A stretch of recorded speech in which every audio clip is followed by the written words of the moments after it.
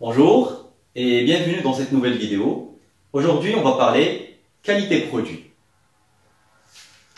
Voyons voir la notion de la traçabilité.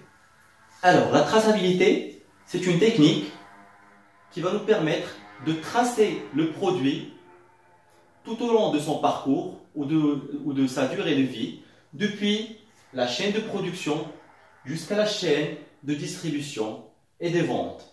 Bien sûr, on parle de produits, que ce soit des produits industriels ou bien des produits alimentaires. Toutefois, il y a lieu de distinguer entre la traçabilité logistique et la traçabilité produit.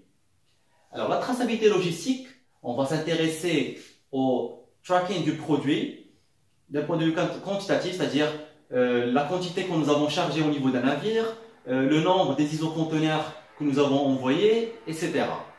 Donc ça va nous permettre de connaître l'emplacement exact du produit et puis de connaître exactement d'où il vient, c'est-à-dire son origine et ses destinations.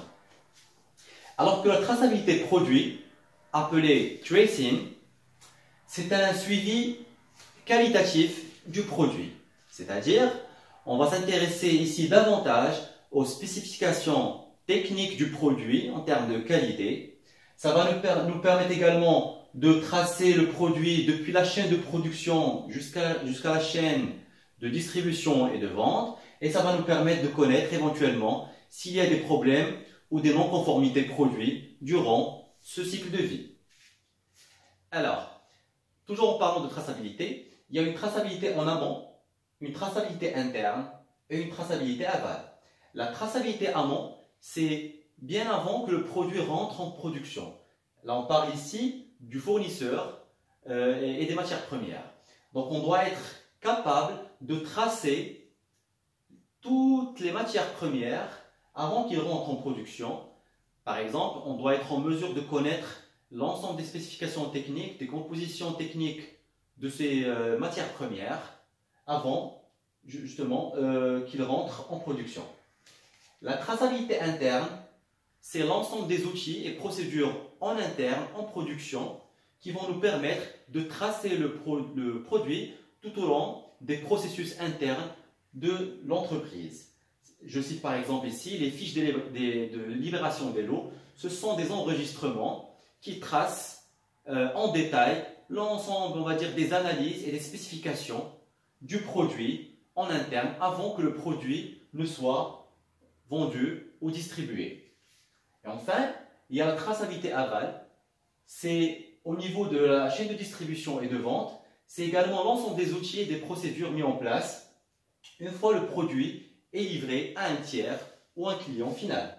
Alors, la traçabilité descendante permet de suivre le parcours du produit depuis la chaîne de production jusqu'à la chaîne de distribution et des ventes. Alors, la traçabilité descendante permet de stopper la distribution si une non-conformité a été détectée au niveau d'un produit ou au niveau d'un lot de production. C'est également une démarche qualité que doit mettre en place l'entreprise ou l'industrie pour maîtriser justement cette notion de traçabilité.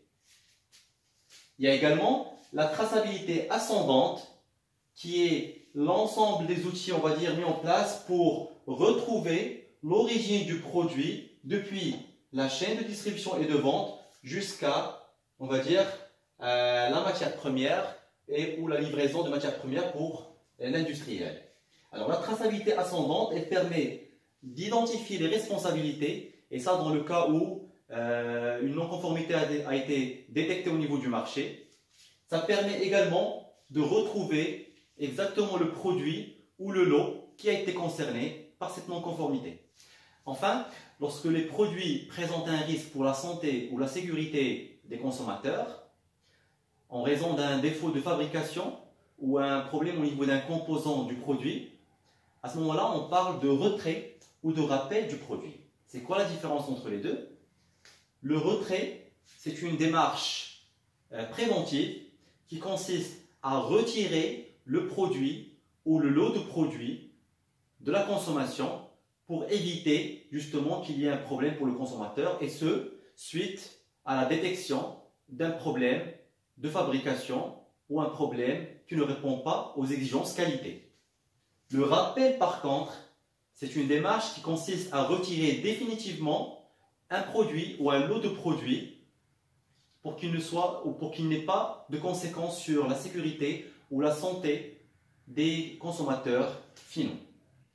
J'arrive à la fin de cette vidéo. Merci pour votre intérêt.